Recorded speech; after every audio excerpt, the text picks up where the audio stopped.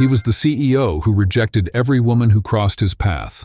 Cold, calculating, and completely untouchable, until he saw her, a struggling single mother with worn-out shoes and a mysterious past that would shake the foundations of his empire. What happens when the most powerful man in business falls helplessly in love with the one woman who has nothing and everything to lose? Stay with me to witness how a falsely accused single mother turned the tables on the corrupt elites who tried to destroy her, while capturing the heart of a man who swore he'd never love again.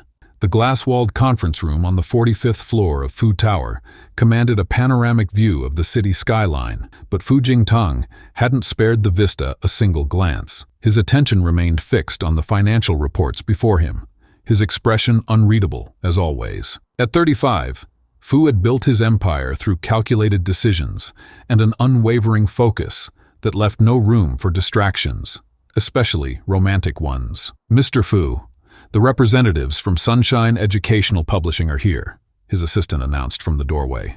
Fu didn't look up. "Send them in." The executives filling the room straightened their postures as the door opened. Fu Jingtang had earned his reputation as the Ice King of the business world, not just for his ruthless acquisition strategies, but for his legendary emotional detachment. Socialites, models, and heiresses had tried and failed to capture his attention. The man had rejected marriage candidates from the most prestigious families without so much as a second thought. When the publishing company representatives entered, they filed in with practiced confidence, all except one. At the back of the group stood a woman whose simple blazer and sensible shoes marked her as distinctly out of place among the designer suits. A corner of what looked like a child's crayon drawing peeked from her bag. Fu's eyes flicked up, then lingered, an unprecedented moment that didn't go unnoticed by his executive team. Jiang Shui felt his gaze but didn't shrink under its intensity.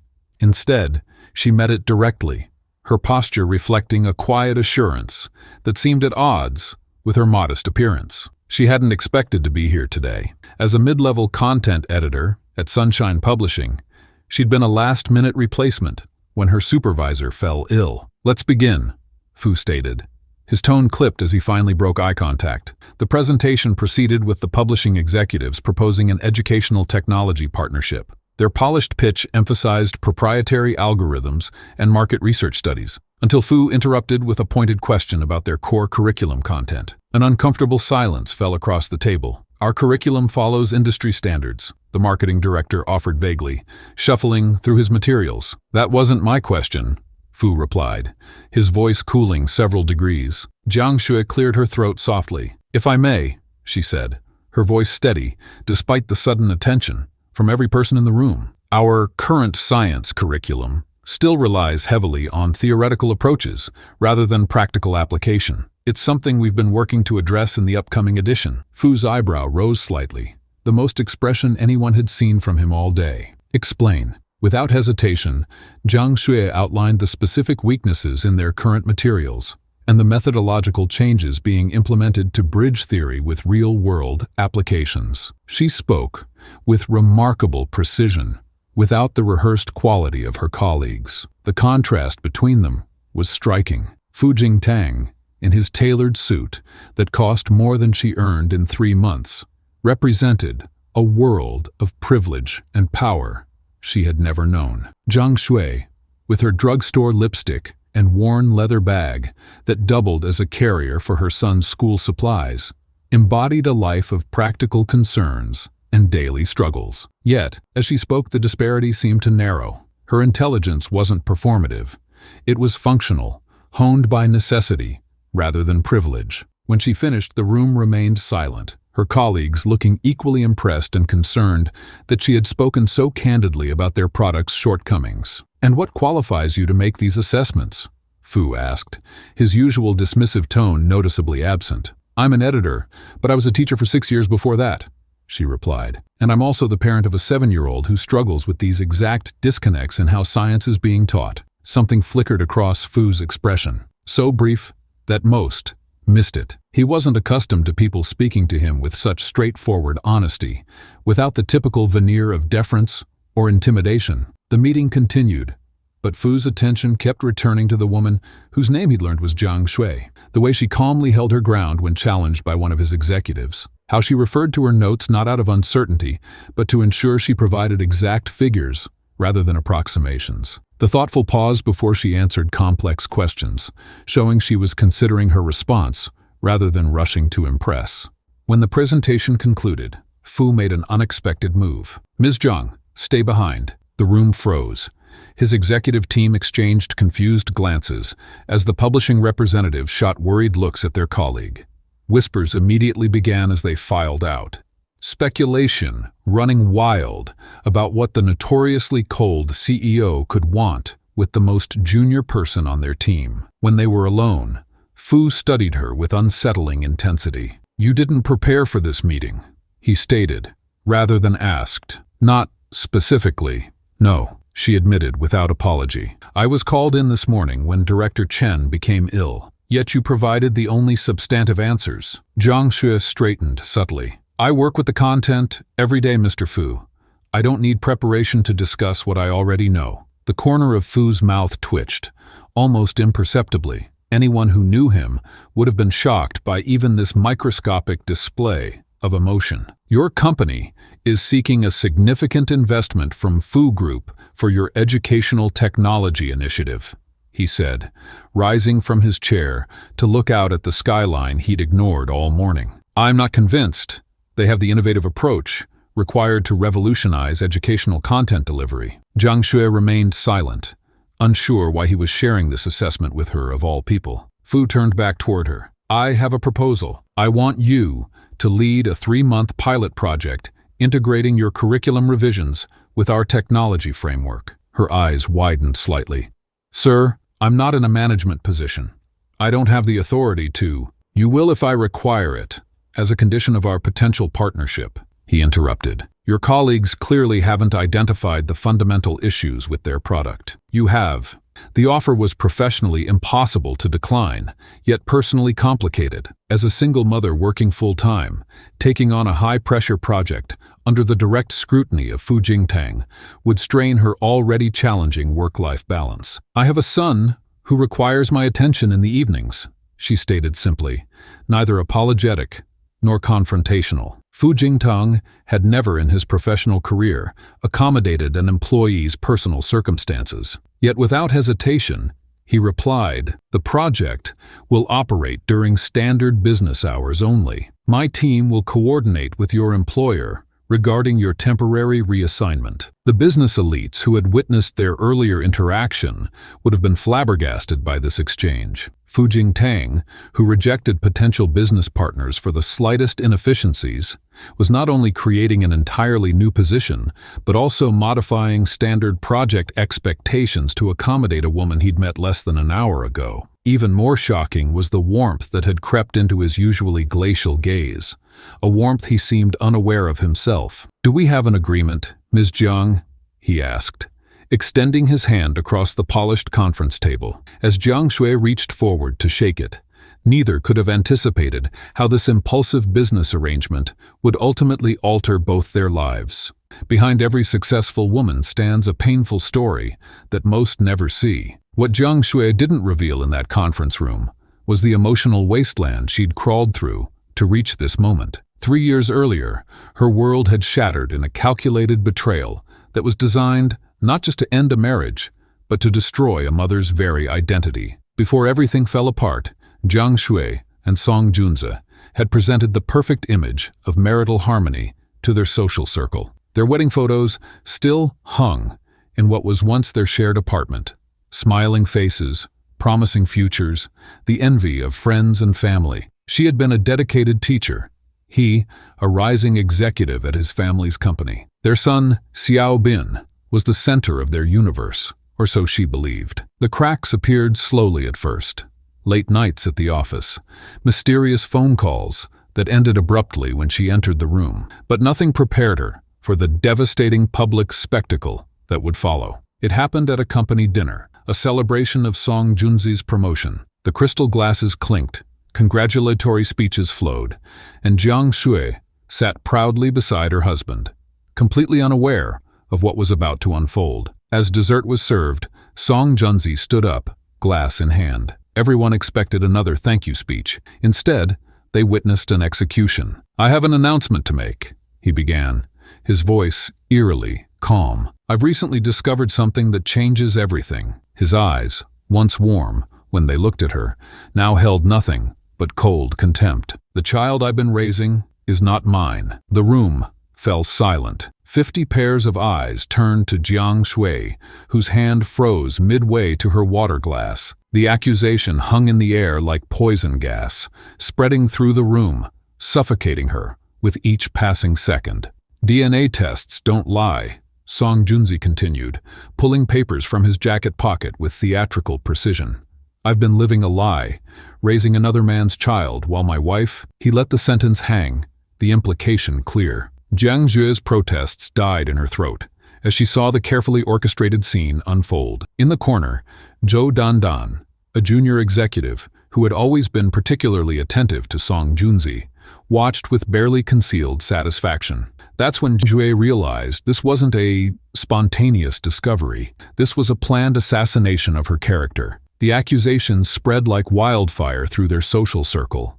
Former friends crossed the street to avoid her. Text messages went unanswered. Parents at Xiaobin's school whispered when she arrived for pickup, their judgment cutting deeper than any knife could. The isolation was total and immediate, a social death sentence carried out with ruthless efficiency. "I saw them together months ago," one former friend confidently declared at a neighborhood gathering Jiang Shui wasn't invited to. Always knew something wasn't right about her. The rumor mill transformed speculation into facts, and facts into unshakable truth. Nobody questioned the convenient timing of Song Junzi's discovery, or why a loving father would choose such a public venue to humiliate the mother of his child. Behind closed doors, the situation was even more sinister. Song Junzi's family deployed their considerable influence like precision weapons. Bank accounts were frozen.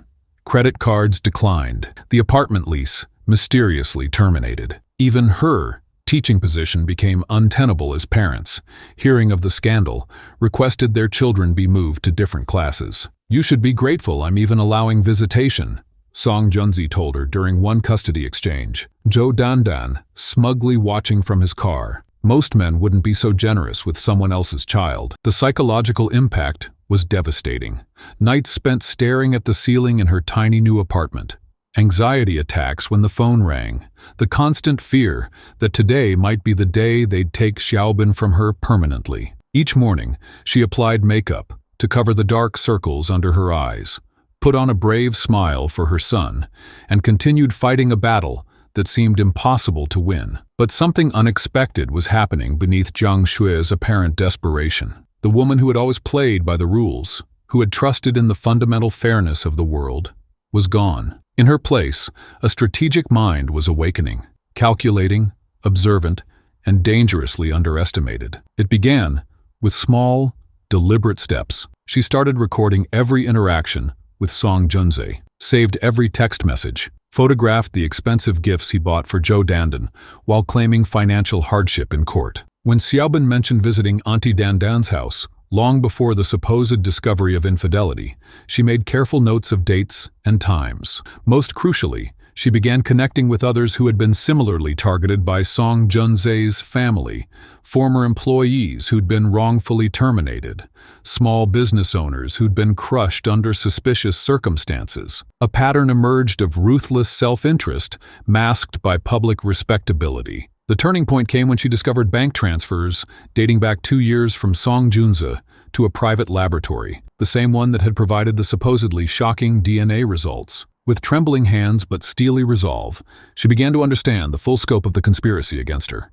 Jiang Xue channeled her pain into precision. Each betrayal became a data point.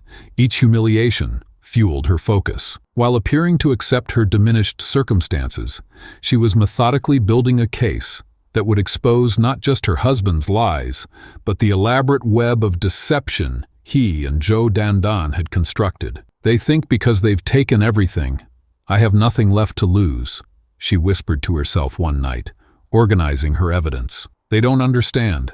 That's what makes me dangerous." She moved with calculated patience, knowing that revealing her hand too soon would only alert her enemies. To Song Junzi and his accomplices, she appeared broken, exactly as they intended. A once confident woman reduced to scraping by, grateful for whatever crumbs of dignity they allowed her to keep. It was the perfect cover for what she was really doing, preparing for war. When she walked into that meeting with Fu Jingtang, 3 years later, the scars of this betrayal remained carefully hidden beneath her composed exterior. The business opportunity wasn't just a chance at financial stability, it was the first step in a longer game. She needed resources, connections, and a position that would make people listen when she finally revealed the truth. Most importantly, she needed an ally powerful enough that Song Junzi and his family couldn't simply crush her again when she made her move.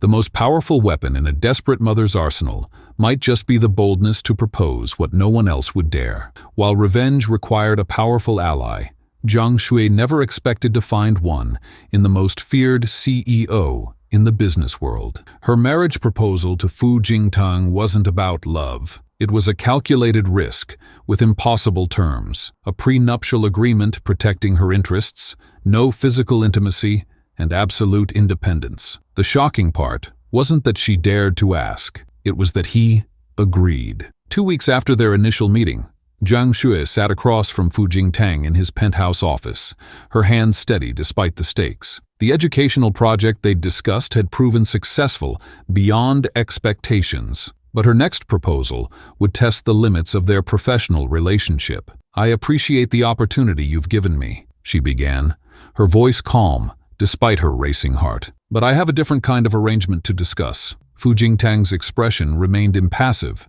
but his interest was piqued. He'd been impressed by her performance on the project.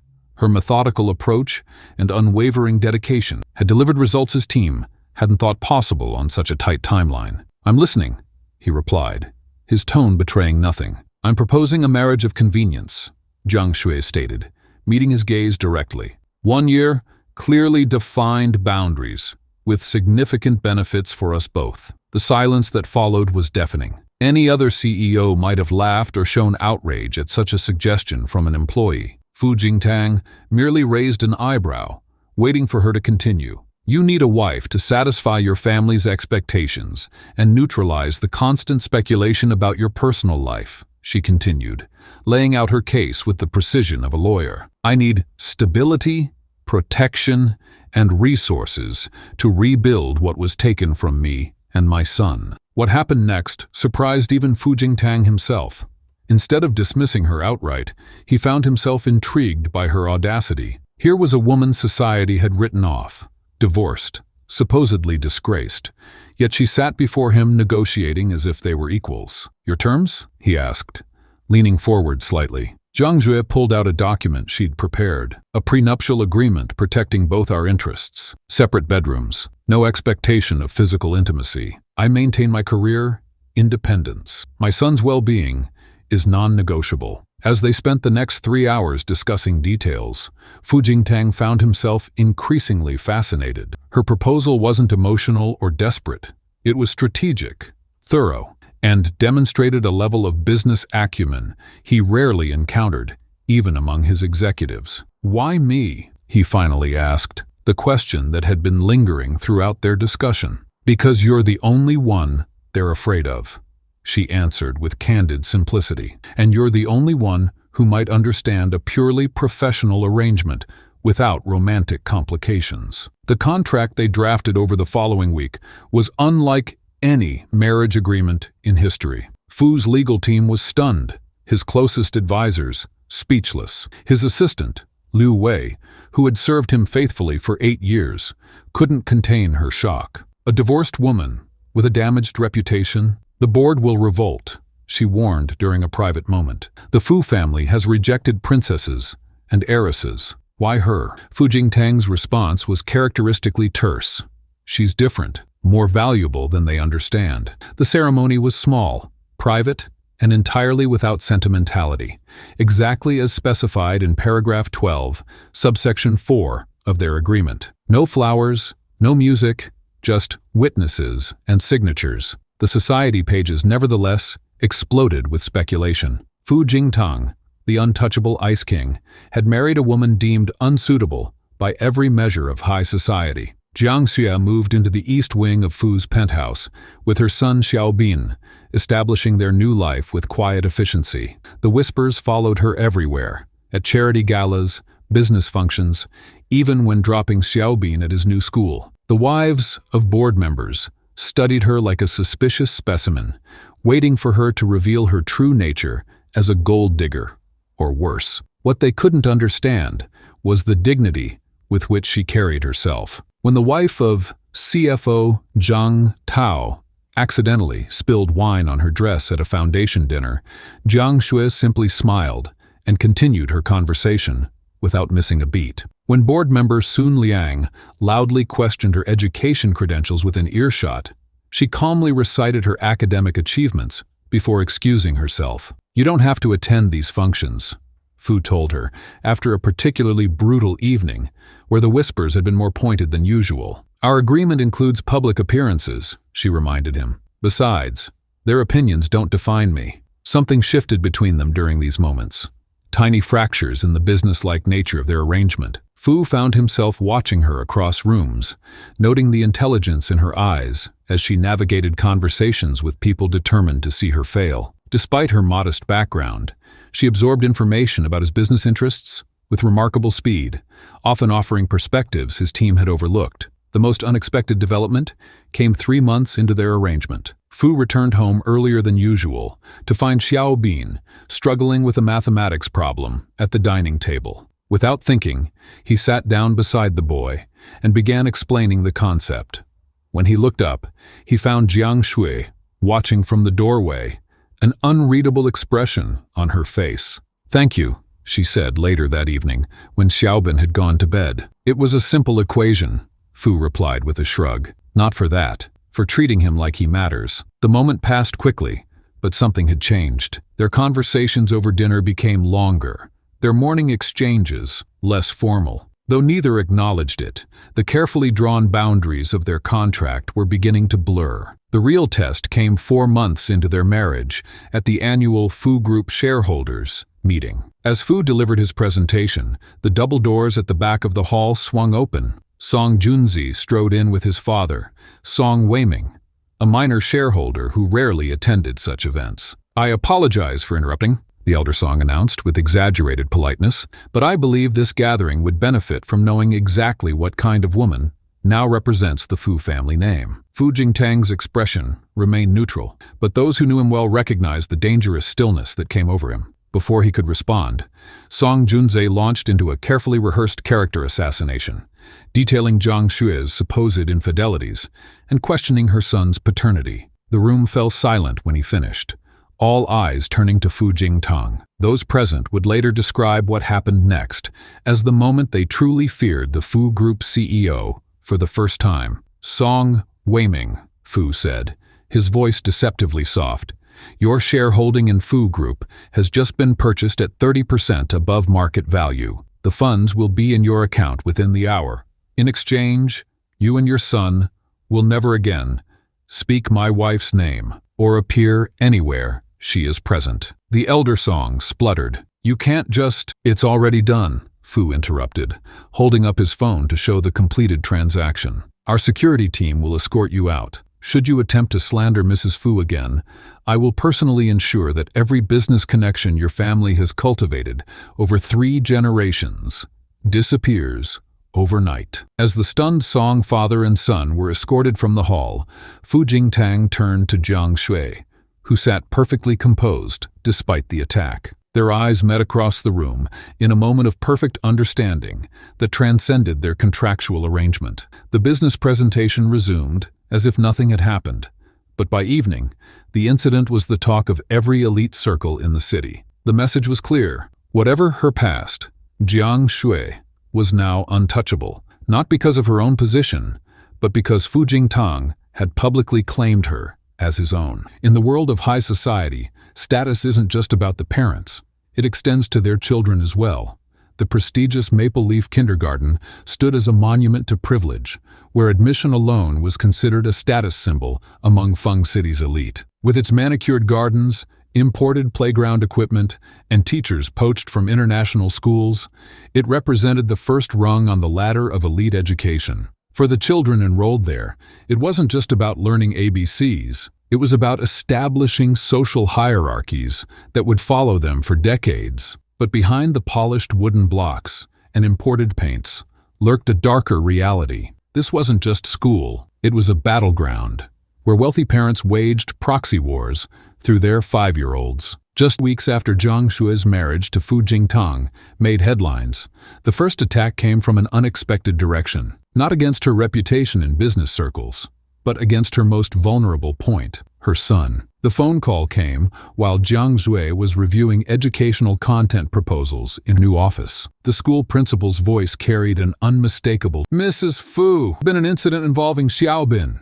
We need you to come immediately." Upon arrival, Jiang Shui found her son alone in the administration office, shoulders hunched, tears streaming down his face. Across him sat the kindergarten director, Lin, whose pinched expression suggested she'd already reached her before any discussion began. "Mrs. Fu, I regret to inform you that Xiaobin has been caught stealing from other children's," Mrs. Lin stated with practiced gravity. "Additionally, we have evidence he vandalized school property. Given the severity of these infractions, we're considering expulsion." Xiaobin looked up, devastation evident in his eyes. "I didn't do it, Mama. Promise." The evidence arrayed on the desk told a different story.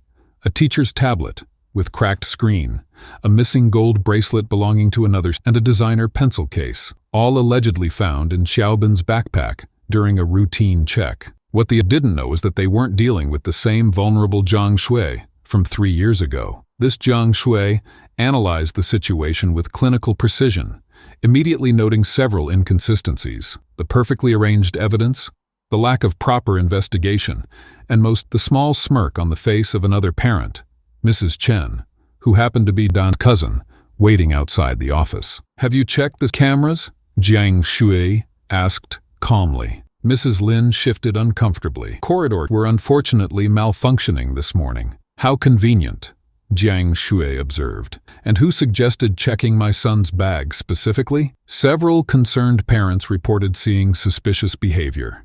Mrs. Lin studiously avoiding eye contact. The pieces clicked into place. This wasn't random bullying. It was a coordinated effort. Zhou Dandan, unable to attack Jiang Shui directly after Fu Jingtang's public defense, had shifted to target her son instead. "My son will not be expelled today, Lin," Jiang Shui stated, her voice dropping to a dangerous calm. "In fact, I suggest we take a closer look at who had access to these items before they mysteriously appeared in my son's possession." Mrs. Lin's expression hardened. "Mrs. Fu, while I understand your maternal instinct to defend your child, the evidence is clear.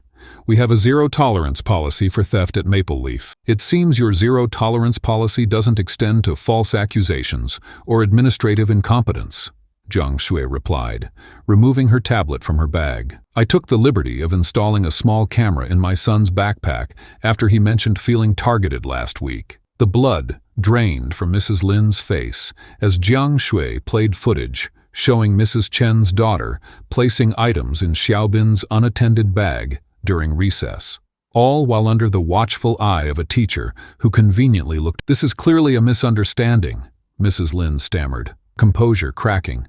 "Perhaps we should discuss this privately." "No, I think we've had enough privacy," Jiang Shui responded. "I'd like to call an emergency meeting of the parent board now." Within the hour, the kindergarten's conference room filled with board administrators and select parents. The tension palpable as Jiang Shui stood at the front, her evidence displayed on the screen. Mrs. Chen sat rigid in her chair, phone clutched in hand, presumably updating Zhou Dandan on the unfolding disaster. "Ladies and gentlemen," Jiang Shui began, "today we witnessed something disturbing.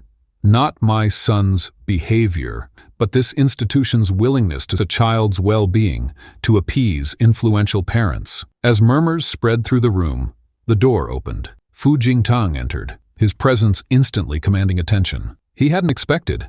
Jiang Shui had handled her battles until now, but something in her terse message had drawn him to an important merger negotiation. Fu's face, typically an impassive mask in business, showed something new, barely controlled anger. He'd reviewed video evidence on his way over, and the sight of a child being deliberately framed had triggered something primal in him. Without speaking, he moved to stand beside Jiang Shui's silent declaration of unified force. "The board apologizes for this misunderstanding," the board chairman offered weakly. "Rest assured, the students involved will be disciplined appropriately." "A misunderstanding implies accident," Jiang Shui countered. "This was deliberate, and it points to a problem with this institution's leadership." Fu Jingtang's voice, when he finally spoke, carried a deadly precision. "I've reviewed school's financial statements on my way here. Interesting reading. Your endowment has been mismanaged for years, and you're 3 months insolvency." The revelation sent shockwaves through the room. This information, public. "My son," Jiang Shui continued, her voice unwavering, "will not be returning to a school where his safety and reputation can be compromised by petty adults playing politics through children." The principal blanched. Losing the Fu families and potential donations would accelerate their financial collapse. "Perhaps we could discuss a more suitable arrangement," the board chairman suggested desperately. "A formal apology, disciplinary action against those responsible." "That won't be necessary," Jiang Shui interrupted. "I have already instructed my legal team to draw up acquisition papers." A stunned silence fell over the room. "Acquisition?" Mrs. Lin echoed weakly. "Yes," Fu Jingtang confirmed, his cold business persona back in place. "Mrs. Fu has expressed interest in educational investment. Maple Leaf Kindergarten, with its financial challenges, represents an opportunity for new leadership." The realization of what was happening dawned slowly on the assembled faces. This wasn't just a parent defending her child. This was a complete reversal of power. By evening, preliminary papers were signed. The Fu Educational Trust, with Jiang Shui as primary director, acquire Maple Leaf Kindergarten for a sum that would cover its debts while leaving the current board little else. The next morning, Mrs. Lin submitted her resignation, as did the teacher who enabled the framing of Xiaobin. That night, as Jiang Shui tucked an emotionally exhausted Xiaobin into bed, Fu Jingtang appeared in the doorway of the child's room, a space he had previously avoided. "Is everything okay now?" Fu asked quietly, after Xiaobin had fallen asleep. "It will be," Shui replied, surprised by his presence. "Thank you for coming today. It wasn't part of our arrangement." Something flickered across Fu's face, a realization that actions had indeed fallen outside the carefully negotiated boundaries of their marriage contract. "Some situations transcend contracts," he said simply. As they stood together in the dim light of Xiaobin's room, something shifted between them, an unspoken acknowledgement that the lines between strategic alliance and connection were beginning to blur. The family triumph at Maple Leaf Kindergarten faded into insignificance the moment Fu Jingtang's phone erupted with urgent notifications. The screen displayed a terrifying reality. Fu Group's stock was in freefall, plummeting at a rate that made even seasoned traders' blood run cold. This wasn't a market correction or investor nervousness. This was a calculated assassination attempt on the financial empire he'd built. Within minutes, Fu's executive boardroom transformed into a war zone. Displays showed real-time charts bleeding red across every screen. Senior executives, many with decades of experience, stared at the numbers with expressions usually reserved for natural disasters. Fu Group was hemorrhaging billions in market value with each passing minute. "Our position in the Yangtze development is being leveraged against us," explained Chief Financial Officer Zhang, his voice strained. "Someone's strategically dumping shares while spreading rumors about liquidity problems.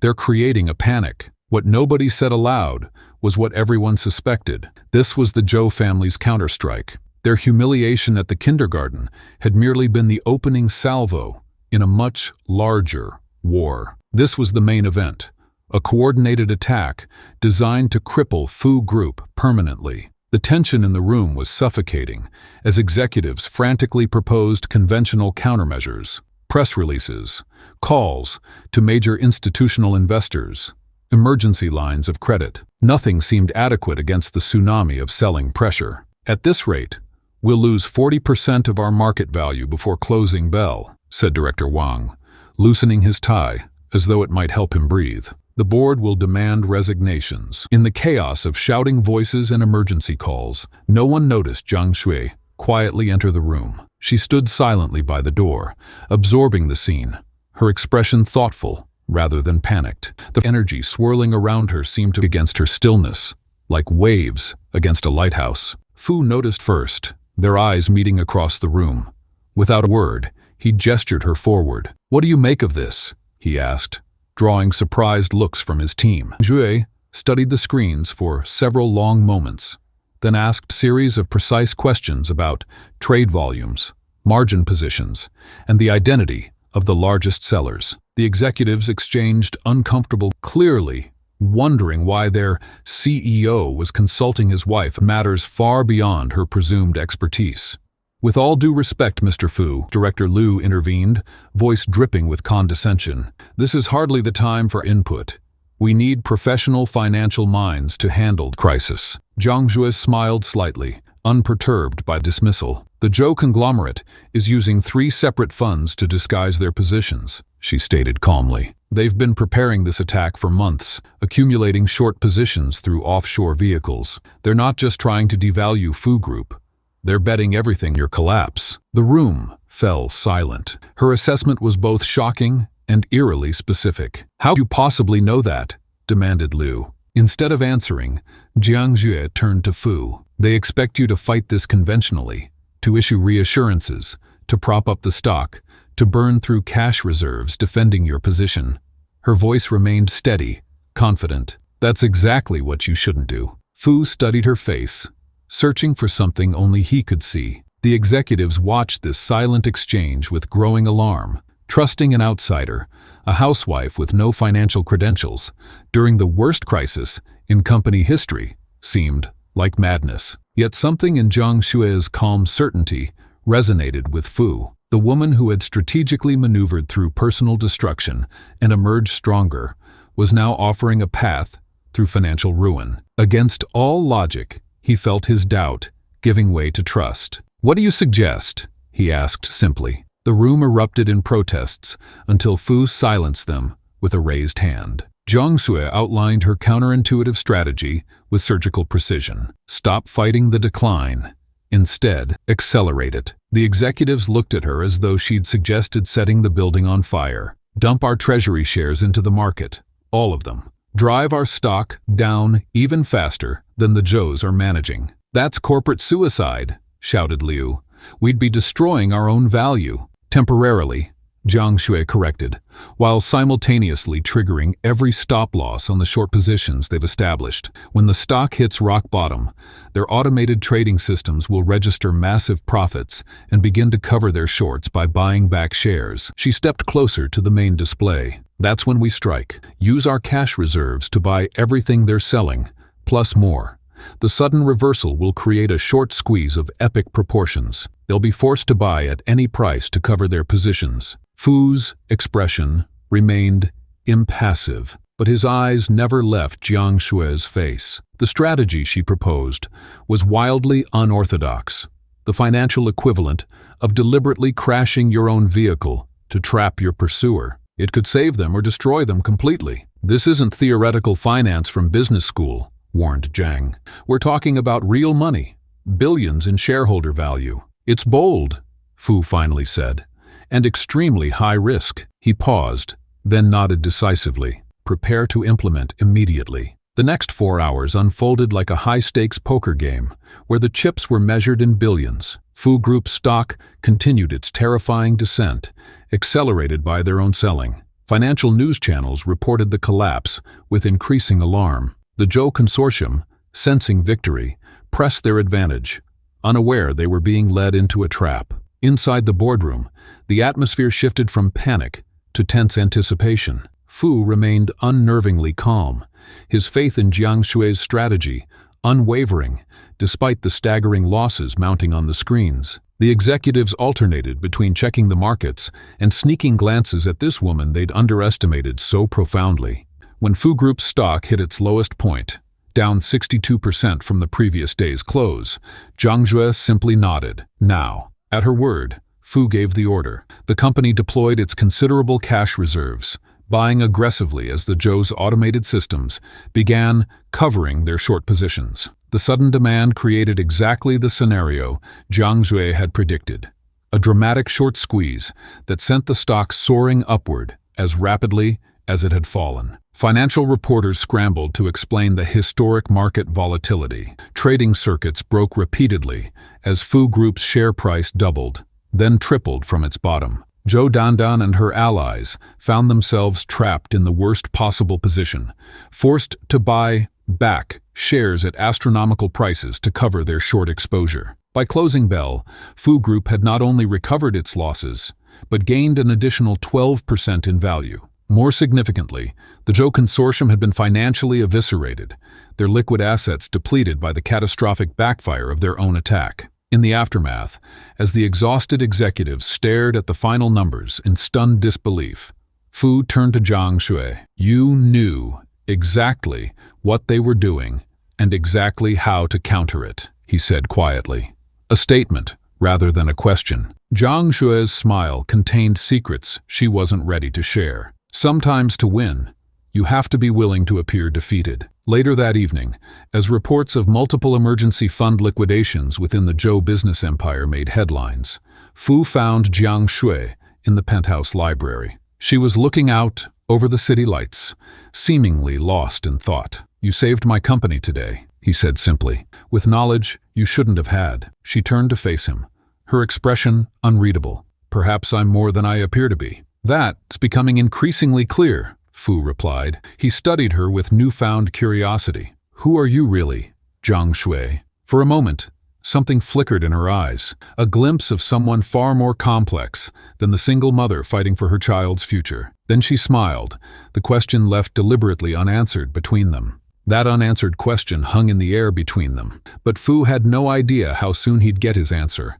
or how publicly it would unfold. The annual Phoenix Banquet, playground of the elite and battlefield of social hierarchies, was about to become the stage where masks would fall and true power would be revealed. The Grand Palace Hotel's ballroom glittered with wealth and influence. Crystal chandeliers cast golden light over tables, adorned with white orchids and phoenix sculptures carved from ice. This wasn't just any social gathering. It was the Zhou family's crowning achievement, their annual display of dominance over Feng City's elite. Tonight held special significance as they prepared to announce a partnership with the mysterious Mr. Heng, a reclusive billionaire whose investments could make or break dynasties. Zhou Dandan floated through the crowd in a crimson gown, her diamond necklace catching the light as she laughed with practiced elegance. "Are all the arrangements in place?" she whispered to an assistant. "The seating, the press, everything?" Her eyes narrowed as she scanned the room. Tonight would cement her family's position while destroying what remained of Jiang Shui's reputation. A delicious two-course meal. Song Junzi stood nearby, his tailored tuxedo and confident smile making him appear every inch the successful executive. No one would guess he'd needed Zhou family money to cover his gambling debts. He raised his champagne glass in a toast to his hostess, their eyes meeting in silent agreement about the evening's true purpose. The murmur of conversation suddenly faltered. Heads turned toward the entrance, where Fu Jingtang stood in a perfectly tailored black tuxedo. But it wasn't his presence causing the ripple of shock, it was the woman beside him. Jiang Shui, in an elegant midnight blue gown, her hair swept into a simple updo that highlighted her delicate features. "She wasn't invited," Zhou Dandan hissed to her assistant. "Remove her immediately." The assistant approached with an apologetic smile. "I'm terribly sorry, Mrs. Fu, but there seems to have been a mistake with the invitations." "There's no mistake," Fu replied coolly. "My wife and I are here as representatives of Fu Group, which still holds significant investment positions, with several companies present tonight." Zhou Dandan glided over, her smile tight. "Fu Jingtang, always a pleasure. Though I must say, I'm surprised by your companion choice for such an important evening." The room seemed to hold its breath. Everyone knew of Jiang Shui's history, or thought they did. The woman who had been branded unfaithful, the mother whose child's paternity had been questioned publicly, the social pariah now standing in their midst as if she belonged. "Dandan, you're as subtle as always," Jiang Shui replied with a small smile that held no warmth. "Your hospitality is exactly as I expected." The murmurs grew louder as Fu led Jiang Shui through the crowd. They made a striking couple, his cold power complementing her quiet dignity. But the whispers followed them like shadows. I heard she trapped Fu with some kind of blackmail. Probably won't last 6 months. The son isn't even her husband's child. Zhou Dandan orchestrated the humiliation masterfully. First came the seating arrangements. Fu and Jiang Jue placed at a table with business rivals and social outcasts. Then the subtle omission of Jiang Jue's name during introductions of honored guests. Throughout dinner, waiters somehow missed their table during wine service until Fu summoned the manager. Song Junzi made his move during the second course, approaching their table with Zhou Dandan on his arm. "Fu Jingtang, I'd heard rumors you'd married, but I could hardly believe it." His eyes slid to Jiang Shui. "How unexpected to see my ex-wife here tonight." "Song Junzi," Fu replied, voice glacier cold. "I'd heard you'd fallen on difficult times. Good to see you found patronage." Zhou Dandan laughed, a tinkling sound devoid of humor. "We should all catch up. After all, we share so much history." She turned to the table at large. "Did you know that Song Junzi and Jiang Shuo were quite the power couple before their unfortunate situation? Such a scandal." The table guests shifted uncomfortably, but their eyes revealed their hunger for gossip. This was the entertainment they'd been promised, watching the fallen woman squirm under public scrutiny. "Perhaps we should discuss your family's financial situation instead, Dandan," Jiang Shui suggested mildly. "I understand there have been some concerning developments with your overseas accounts." Zhou Dandan's smile froze. "I don't know what you're talking about." "No? How strange. Mr. Heng seemed quite concerned when we spoke last week." The mention of Heng's name sent a visible jolt through Zhou Dandan. "You've never met Mr. Heng," she snapped, her composure cracking. "He doesn't take meetings with women like you." Jiang Shui sipped her water calmly. "You might be surprised by who takes meetings with me these days." The confrontation might have escalated, but a chime rang through the ballroom, signaling the evening's keynote address. Zhou Dandan composed herself and moved toward the stage, Song Junzi trailing behind like an expensive accessory. "Are you all right?" Fu whispered to Jiang Shui, his hand covering hers briefly under the table. "I'm exactly where I need to be," she replied, her eyes never leaving Zhou Dandan. On stage, Zhou Dandan welcomed her guests with practiced charm. "Tonight marks a new chapter for Feng City business. The Zhou family is honored to announce our exclusive partnership with Hung International." Her voice carried pride and triumph as she detailed the billions this would bring to their companies. "And now," she continued, gesturing toward a reserved table near the front, "allow me to introduce the man who has chosen our family as his gateway to Feng City's markets, Mr. Heng Li." The spotlight swung to an empty chair at the VIP table. Confused murmurs spread through the room as Zhou Dandan's smile tightened. "It seems Mr. Heng has been delayed. We'll continue with our program." "Actually," Jiang Shui's voice cut through the confusion as she rose from her seat, "I believe there's been a misunderstanding about the nature of tonight's announcement." All eyes turned to her, this woman who dared interrupt Zhou Dandan at her own event. Something in Jiang Shui's posture had changed. Gone was the quiet, dignified woman who had endured the evening's subtle humiliations. In her place stood someone else entirely, someone who commanded attention through sheer presence. "Mr. Heng has indeed made decisions about his Feng City investments," Jiang Shui continued, her voice carrying effortlessly across the silent room. "But not with the Zhou family." Zhou Dandan's face flushed with anger. "Security! Remove this woman immediately!" Two security guards moved forward, but hesitated when Jiang Shui reached into her clutch and withdrew a small, distinctive jade token carved with an intricate design. She held it up, and the effect was immediate. The security guards backed away, confusion evident on their faces. A collective gasp rippled through the older business leaders in the room. That token, unmistakable to those who recognized it, represented authority that transcended mere wealth or social standing. "I think you'll find," Jiang Shui said, her voice soft but carrying to every corner of the now silent room, "that Mr. Heng's interests lie with those who understand the true principles of business integrity. The partnership announcement you planned for tonight was premature." Zhou Dandan's face had drained of color. "That's impossible. We have signed agreements." "Preliminary discussions only," Jiang Shui corrected. "I should know, I personally reviewed all proposals on Mr. Heng's behalf. The room erupted in shocked whispers. Fu Jingtang watched his wife with newfound wonder, seeing her as if for the first time. This woman who had entered his life seeking resources and connections now stood before Feng City's elite, wielding power none of them had suspected. "Who are you?" Zhou Dandan demanded, her voice shaking. Jiang Shui smiled, a genuine expression that transformed her face. "Someone who understands that power isn't about who you can destroy. It's about what you choose to build." She turned, addressing the stunned audience. "For those with legitimate business proposals, my office will be accepting meetings next week. Tonight, I believe, was meant to be a celebration. So please, enjoy the remainder of your evening." As she returned to Fu's side, the ballroom remained in stunned silence before erupting into a buzz of speculation. The social hierarchy that had been so rigid at the start of the evening now tilted on its axis, reorienting around this woman who had just revealed herself as something far more significant than a disgraced ex-wife.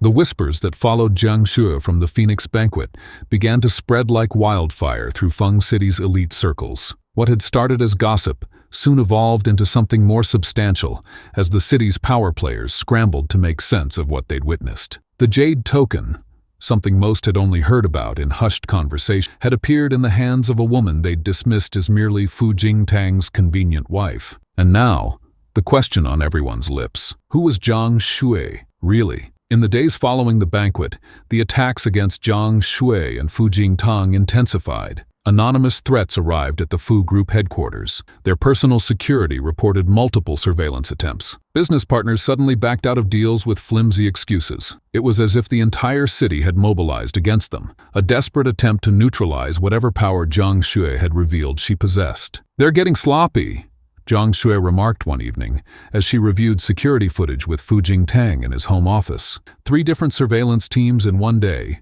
and none of them bothering to conceal their intentions. Fu studied her face carefully. The woman sitting beside him carried herself differently now. A subtle shift in posture, a new certainty in her gaze. It was as though a mask had begun to slip away, revealing glimpses of someone else entirely beneath the surface. "You don't seem concerned," he observed. "Fear is a luxury I abandoned years ago," she replied, her fingers tracing the edge of a tablet, showing the security feed. "Besides, desperation makes people careless, and our enemies are very desperate right now."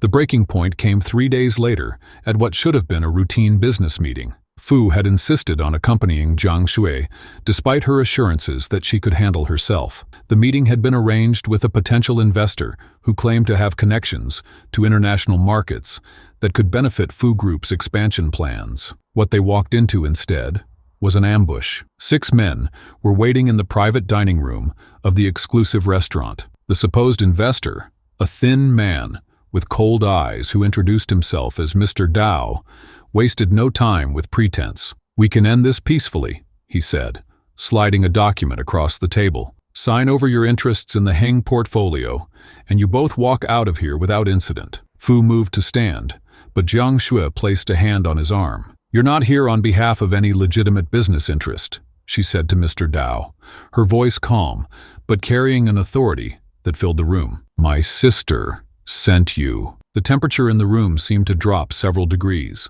Mr. Dao's expression flickered, surprise quickly masked by practiced indifference. "Your sister," he said carefully, "is concerned about the stability of relations between our nations. Your theatrical display at the Phoenix banquet has created unnecessary complications." "I'm sure it has," Jiang Shui replied, a hint of a smile playing at her lips. 15 years of carefully constructed lies threatened by a single evening. Fu watched this exchange with growing confusion. Sister? Nations? The pieces refused to align in his mind, creating a picture he couldn't quite comprehend. Mr. Dao's patience visibly thinned. "Queen Zhang Yue has been a benevolent ruler in your absence.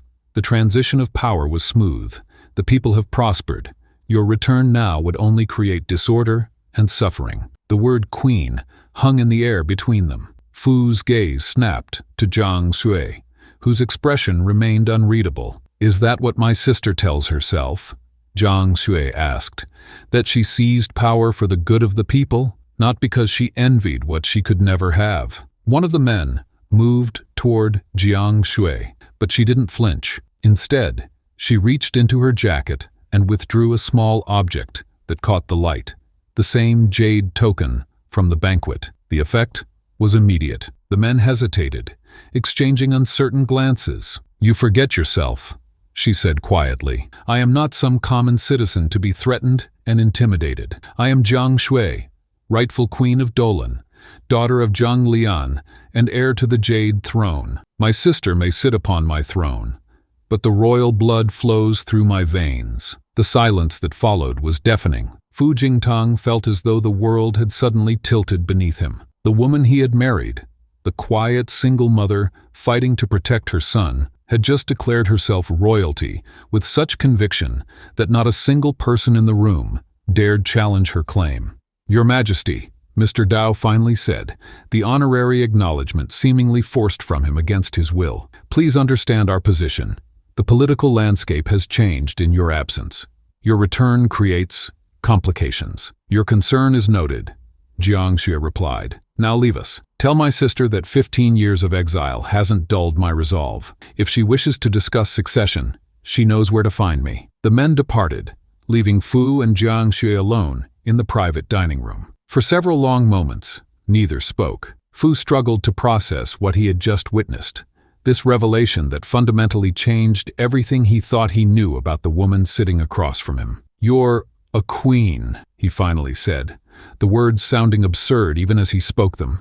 Jiang Shui met his gaze steadily. "I will be again. All this time," Fu began, memories flooding back. Her strategic brilliance during the stock market crisis, her command of the Phoenix banquet, her uncanny ability to navigate the highest echelons of power despite her supposed background. Everything was part of a plan. "Not everything," she said quietly, and something in her tone made Fu look up sharply. "My marriage to Song Junzi was real, as was his betrayal. Xiaobin is my son, my blood, and my agreement with you began as exactly what I presented it to be, a mutually beneficial arrangement. But you never needed my protection," Fu said, the realization slowly dawning. "You were using my connections, my position in Feng City, to rebuild your power base. I needed allies," she acknowledged.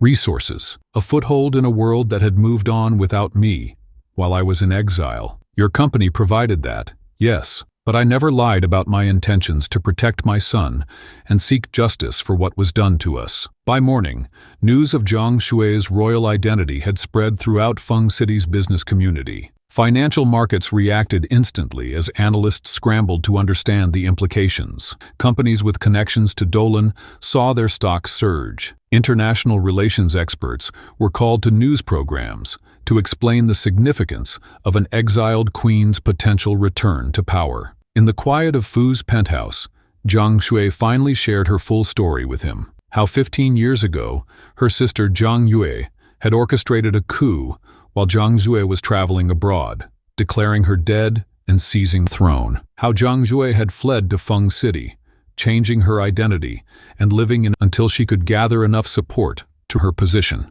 How her to Song Junzi had been a genuine attempt at a normal life, to become another betrayal when he discovered hints of her true identity and allied himself with those who wanted to ensure she never returned to power. "Every move I've made since arriving in Feng City has been building toward reclaiming what's mine," she explained. "The educational initiatives through your company opened the financial maneuvers gave me control over key investments in my homeland. Even my public humiliation of the Zhou served to demonstrate my power to watching from Dolan." Fu Jingtang listened, piecing together this new reality. The woman he had married, the woman he had, against all his careful planning, begun to care for, was not just fighting personal battles, but waging a campaign to reclaim a throne. "And now?"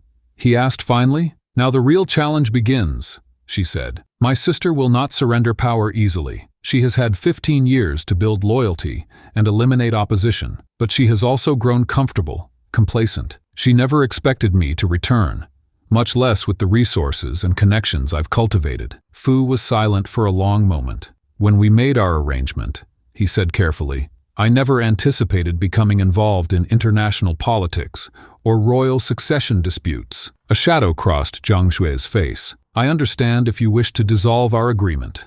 Your protection was valuable, but it has served its purpose. I have enough leverage now to— That's not what I meant, Fu interrupted. I meant that our arrangement has evolved beyond its original parameters. The terms need to be renegotiated. Fu's words hung the air between them, but before Jiang Shui could respond, her phone vibrated with an urgent alert. While they'd been focused on political maneuvering, her enemies had abandoned subtlety for something far more lethal. The first assassination attempt was already in motion. We need to leave, now. Her voice remained calm, but her eyes conveyed the gravity of the situation. Fu recognized that look.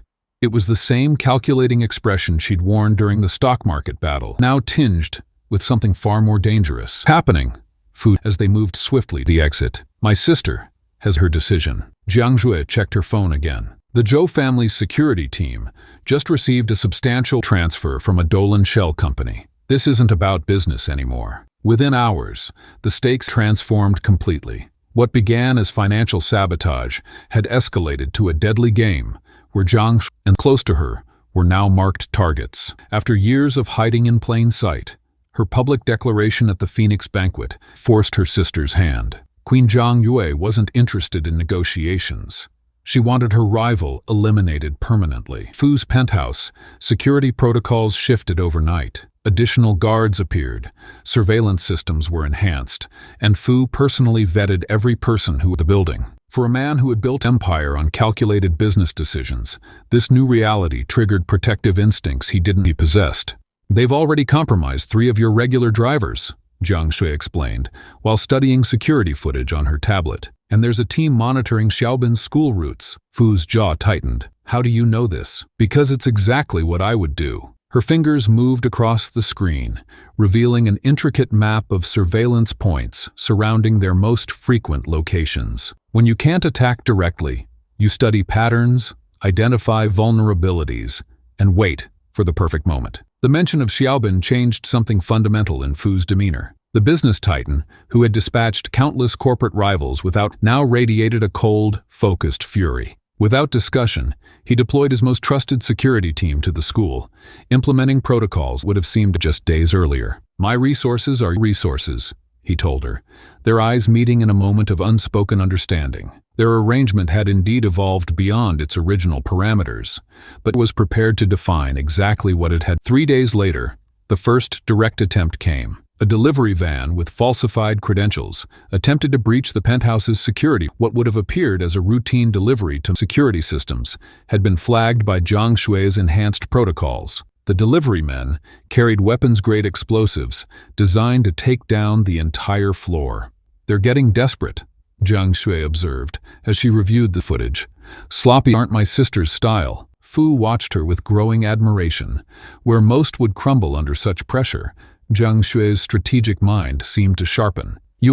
I've been anticipating it for years. The calm in her voice couldn't entirely mask the weight of those years spent looking over her shoulder. But they've made a critical error by involving the Zhou family. The true turning point came the following week. Xiaobin's school bus was diverted by what appeared to be legitimate construction, forcing a route change that led directly into an ambush. What the attackers hadn't accounted for was Jiang Shui's paranoia. She had installed tracking devices in Xiaobin's school items and received alerts the moment the bus deviated from its approved path. Fu's private security team intercepted the attackers before they could reach the bus, but the message was clear. Nothing was off limits anymore. When Jiang Shui received the call, something fundamental shifted in her demeanor. The woman who had carefully calculated every move, who had maintained restraint even in the face of public humiliation, finally abandoned her measured approach. They targeted my son. Her voice was dangerously quiet when she told Fu what had happened.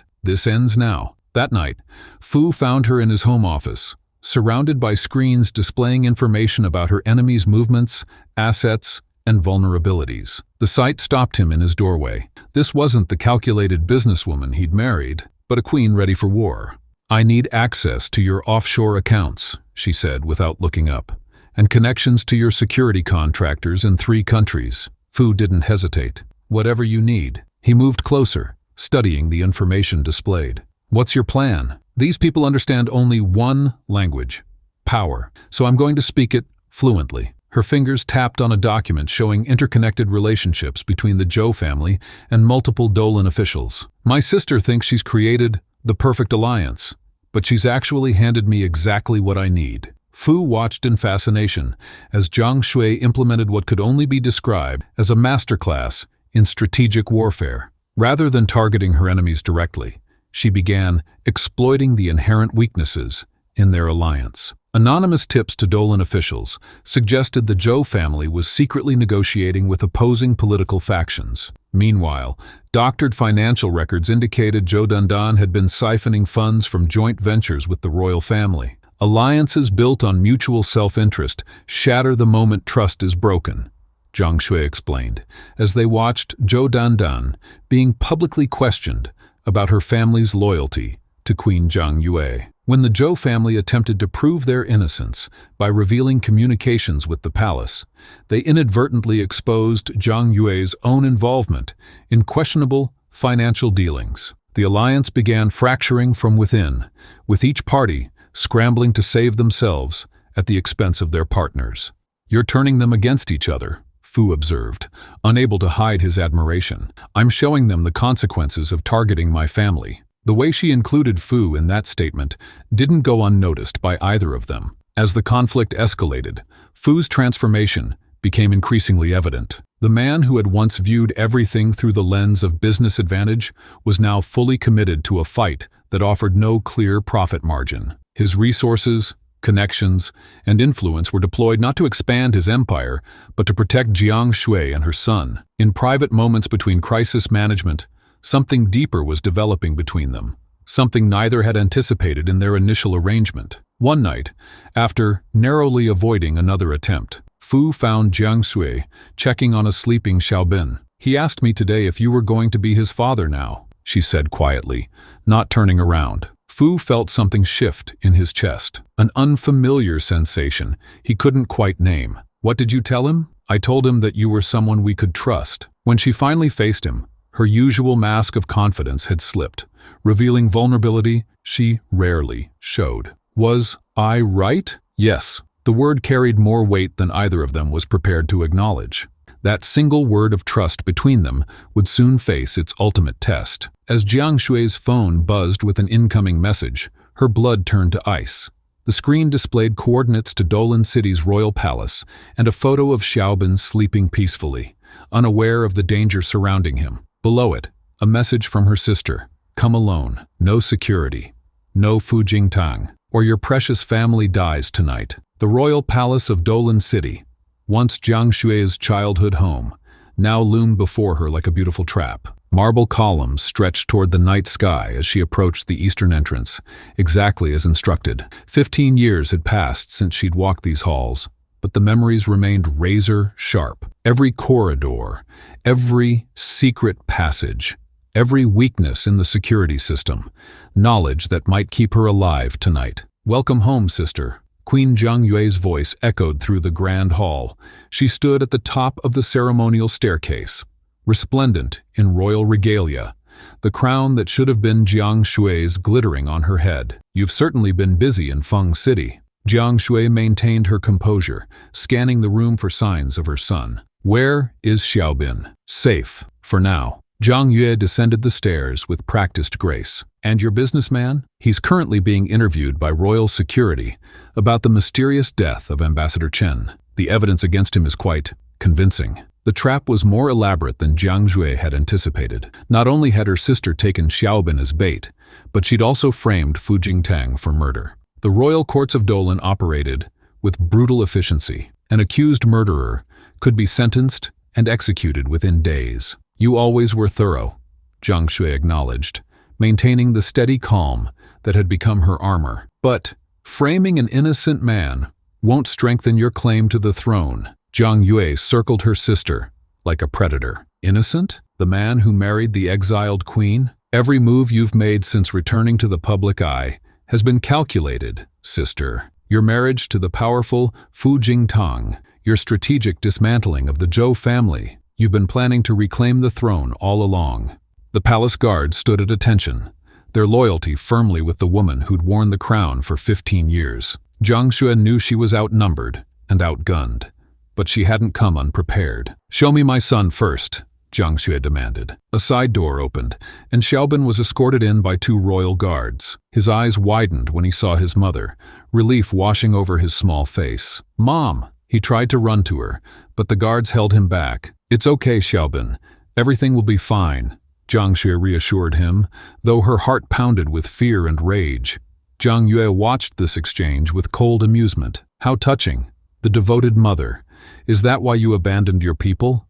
To play house with a businessman and raise a child that isn't even royal blood? The sisters stood face to face now, mirror images with vastly different paths. They had once shared everything: bedtime stories, royal lessons, dreams of the future. Now they were strangers connected only by blood and betrayal. "You're so filthy, having a kid with an old man. I really regret not divorcing you sooner." Jiang Yue spat, the carefully constructed royal composure cracking to reveal raw jealousy beneath. Jiang Xue recognized the quoted words immediately, the exact phrase Song Junze had used during their public humiliation. This confirmed what she had suspected. Her sister had orchestrated even that betrayal from thousands of miles away. "You were behind it all," Jiang Xue said quietly. "Song Junze, the doctor DNA tests, the social isolation. You couldn't just take my crown. You had to destroy my life completely." "Of course I did," Jiang Yue laughed bitterly. "You were always the favored one, father's precious heir, the brilliant, beautiful Princess Xue. I had to make sure you could never return." Her voice dropped to a dangerous whisper. "And now you have—" The royal chamber grew tense as palace officials entered, carrying official documents. Jiang Yue straightened, her mask of queenly authority returning. "Here's how this ends, sister. Sign these papers renouncing all claims to the throne, yours and any descendants you might have. Confess to orchestrating the murder of Ambassador Chen through your husband. In return, your son lives, and you get to spend your life in the comfort of royal prison rather than facing execution." Jiang Xue glanced at the papers, then at her terrified son. The choice was impossible: her birthright or her family's safety. "And if I refuse," Jiang Yue smiled coldly, "if I go down, you all do. Your son disappears, your husband is executed, and you'll watch it all happen before joining them." The sisters' standoff intensified, years of resentment hanging thick in the air between them. Palace guards shifted nervously, sensing the dangerous undercurrent. This wasn't just about a throne, it was about a lifetime of perceived slights and jealousy that had poisoned Jiang Yue's heart. "I never wanted to compete with you, Yue," Jiang Xue said softly. "When we were children." "Don't," Jiang Yue cut her off. "Don't pretend you didn't revel in being father's favorite, the people's beloved princess, everyone's first choice, while I stood in your shadow." As the sisters faced each other, Fu Jingtang was led into the chamber in restraints, escorted by royal guards. His eyes met Jiang Xue's, communicating silently. Despite the danger, his presence strengthened her resolve. "I can't let you risk it. Xiao Bin is my son too," Jiang Xue said, surprising everyone in the room. She stepped forward, reaching for the renunciation documents. Jiang Yue smiled triumphantly, but her victory was premature. Just as Jiang Xue's hand touched the papers, the palace lights flickered. Security alarms blared. On screens throughout the royal chamber, financial data began streaming. Evidence of Jiang Yue's corruption, secret accounts, assassination orders, all uploaded simultaneously to every news outlet in Dolan. "What have you done?" Jiang Yue hissed, lunging for the emergency communications panel. "I learned from you, sister," Jiang Xue replied calmly. "Always have a contingency plan." The palace doors burst open as royal guards loyal to the true lineage entered, led by General Zhao, Jiang Xue's former bodyguard, who had been secretly gathering evidence against the false queen for years. "Your Majesty," General Zhao addressed Jiang Xue, pointedly ignoring her sister. "The royal council has received the evidence. They await your return to the throne room." Jiang Yue's face contorted with rage. "You think it's that easy? I still have your family at my mercy." She drew a concealed weapon, aiming it at Xiaobin. Fu Jingtang moved with surprising speed for a restrained man, positioning himself between the boy and danger. But before anyone could react further, a small golden dart struck Jiang Yue's shoulder. She crumpled to the floor, unconscious, but alive. Behind her stood an elderly palace servant, one who had watched both princesses grow up, one who had been invisible to Jiang Yue's paranoid eyes. "Some loyalties run deeper than fear, Your Majesty," the servant said, bowing to Jiang Shui. As Jiang Yue was taken into custody, Jiang Shui rushed to embrace Xiaobin and Fu. The businessman's restraints were immediately removed as his false charges were dismissed. "How did you know?" Fu asked, massaging his wrists. "I didn't come alone," Jiang Shui explained. "I brought the strength of every connection we've made. The palace staff who remained loyal, the financial experts tracking my sister's corruption, General Zhao's security forces.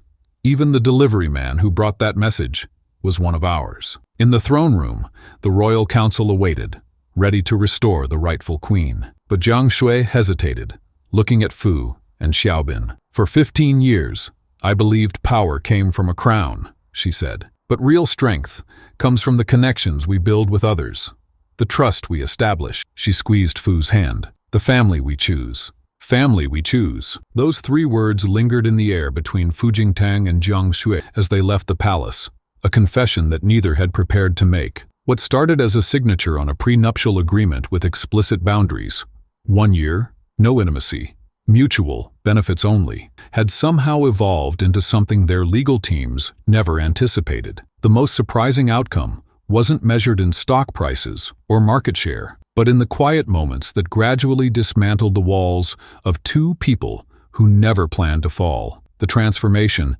hadn't happened overnight. There was no single dramatic moment when their business arrangement suddenly blossomed into love. Instead, it was a series of small shifts, like water gradually reshaping stone, persistent, patient, and ultimately unstoppable. Fu Jingtang first noticed it during a late-night strategy session. They had been reviewing security protocols when he caught himself staring at Jiang Shui's focused expression. The sharp intelligence in her eyes, as she identified vulnerabilities in their defenses, awakened something unfamiliar in him. Not just admiration for her strategic mind, but a deeper appreciation for her unwavering determination to protect what she cared about. "The third entrance point needs additional surveillance," she had said, circling a spot on the blueprint. "It's a blind spot anyone could exploit." "Already handled," he replied, surprising himself with the pride he felt when her eyes widened with approval. That night, lying awake in his separate bedroom, as stipulated in their contract, Fu realized with startling clarity that their agreement had a fundamental flaw.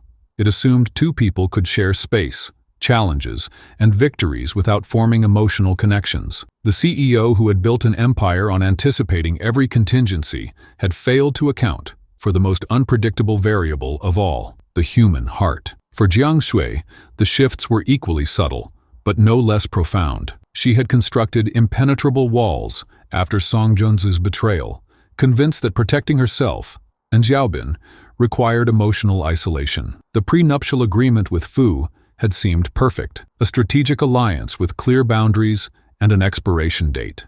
Yet those boundaries began to blur in unexpected ways.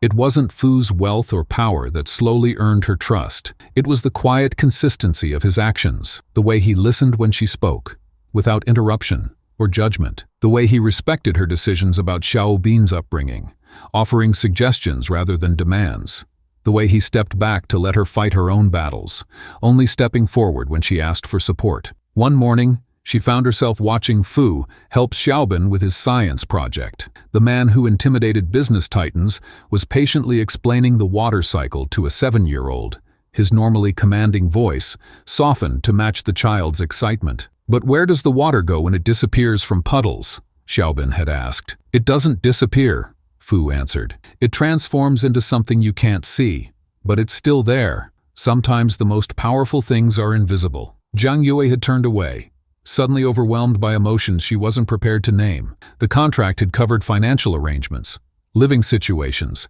and public appearances, but it hadn't included provisions for moments like these. Xiao Bin became the unexpected bridge between them. His innocent questions dismantling defenses neither adult realized they still maintained. "Why don't you kiss like other mommies and daddies?" he had asked one evening, causing both adults to freeze in surprise. "Our relationship is different," Jiang Shui had answered carefully. "But you look at each other the same way," Xiaobin observed, before returning to his homework, leaving both adults in a silence heavy with unspoken questions. The business contract they had drafted with such care made no allowance for the gradual shift in how they moved through shared spaces. How Fu began to instinctively pour 2 cups of coffee in the morning, knowing exactly how Jiang Shui took hers. How Jiang Shui learned to recognize the slight tightening around Fu's eyes that signaled stress long before he voiced any concerns. How their hands sometimes lingered a moment too long when passing documents or reaching for the same item. Their professional facade began to show cracks during the Zhou family's attack on Fu Group's stock value. As financial chaos erupted around them, Fu found himself more concerned with Jiang Shui's safety than his company's survival. The thought of her facing danger because of their connection terrified him in ways no business threat ever had. For Jiang Shui, the revelation came during one of the assassination attempts. As security teams mobilized and strategies were implemented, she realized her first thought hadn't been for her own safety or even the throne. It had been for Fu and what her enemies might do to him. The idea of him being harmed because of her past filled her with a cold dread that no previous threat had ever evoked. Neither spoke of these realizations. Their marriage contract had specifically prohibited emotional entanglements. Feelings were messy, unpredictable variables that complicated clean business arrangements. Both had agreed that love was a liability neither could afford. Yet in the quiet moments between crises, something undeniable was growing. In board meetings, they began anticipating each other's thoughts, finishing sentences, and presenting unified fronts without prior discussion. During security briefings, they developed an unspoken language of glances and subtle gestures that conveyed volumes without words. The turning point came not through dramatic declarations or physical passion, but through the simple act of unwavering support. When Xiaobin was targeted at school, Fu's instinctive protection of the boy wasn't calculated to strengthen their arrangement. It was the natural response of someone who had come to care deeply about both mother and son. When Jiang Shui revealed her true identity, Fu's world should have shattered. The woman he thought he knew had concealed her royal status, her past, her very essence. Yet instead of feeling betrayed, he found himself in awe of her resilience and strategic brilliance. The contract they signed had been with a different woman entirely, yet the person she revealed herself to be was even more extraordinary. "You could have told me," Fu had said quietly after the revelation at the Phoenix banquet. "Would you have believed me?" Jiang Shui asked. "No," he admitted, "but I believe in you now." Those 5 words, "I believe in you now," marked a fundamental shift in their relationship. Not "I believe you," but "I believe in you." A declaration of faith, not just in her truthfulness, but in her essence as a person. As threats escalated and their enemies grew more desperate, Fu and Jiang Shui found themselves making decisions that contradicted the clear terms of their agreement. The contract specified separate living quarters, yet they began spending evenings planning in the same room, sometimes falling asleep amid strategic documents and security reports. It prohibited shared financial investments beyond the specified terms, yet Fu opened his offshore accounts to Jiang Shui without hesitation when she needed resources to protect Xiaobin. Most tellingly, their agreement explicitly stated that either party could walk away when the arrangement no longer served their interests. Yet when given the chance to escape the dangerous complications of Jiang Shui's royal status, Fu chose to stay. When offered the throne in exchange for renouncing her connection to Fu, Jiang Shui refused without hesitation. In the palace confrontation with her sister,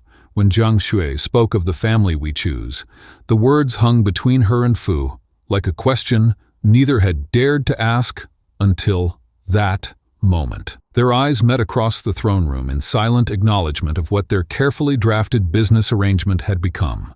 A bond stronger than any legal document could capture. In the fire of betrayal, Jiang Shui discovered her true strength. What began as a desperate arrangement transformed her from a woman fighting for survival into a force that shook foundations. Her journey wasn't just about reclaiming a throne or exposing lies. It was about the internal transformation that allowed her to rise from the ashes stronger than before. The most powerful revelation in this remarkable story isn't that a queen was hiding in plain sight. It's that when two wounded souls create a fortress of trust between them, they become unstoppable. Fu Jingtang and Jiang Shui found in each other what neither believed existed, a partnership where vulnerability became strength and past wounds became wisdom. Their story teaches us that resilience isn't about standing alone against the storm. It's about finding those rare people who see your true worth when the world has turned its back. In the end, the family they built wasn't defined by contracts or crowns,